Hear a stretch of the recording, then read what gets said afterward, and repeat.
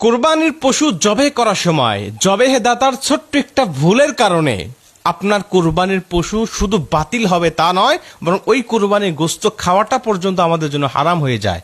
অধিকাংশ মানুষ আমরা এই বিষয়টা না জানার কারণে, না বোঝার কারণে আমার একটা হালাল পশুকে আমরা হারাম বানিয়ে ফেলছি। কুরবানি তো হচ্ছেই না, খাবারটাও আমার জন্য জায়েজ হচ্ছে না। আর এই ভুলটা কি জানেন?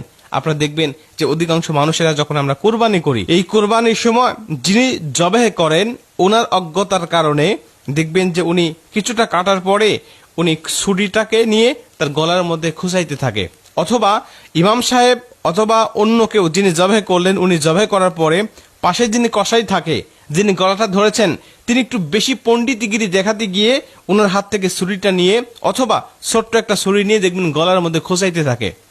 বর্তমান বিজ্ঞান বলছে যখন এটাকে খোঁচানো হয় আপনারা দেখবেন তখন পশুটা খুব ঝাঁকি দেয়, জোরে জোরে ঝাঁকি দিতে থাকে। এটা আপনারা খেয়াল করে দেখবেন কোরবানি দেওয়ার সময় বা কোনো পশু জবাই করার সময় যখন ছুরি দিয়ে গলার মধ্যে খোঁচা দেয় তখন ও পশুটা খুব ঝাঁকি দিতে থাকে।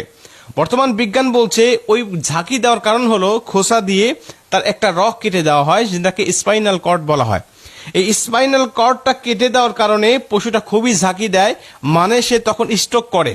তার ব্রেন থেকে সংযোগটা ছিন্ন হয়ে যাওয়ার কারণে, স্পাইনাল কর্ডটা কেটে যাওয়ার কারণে সঙ্গে সঙ্গে সে স্ট্রোক করে, হার্ট অ্যাটাক করে। আর যার কারণে ওই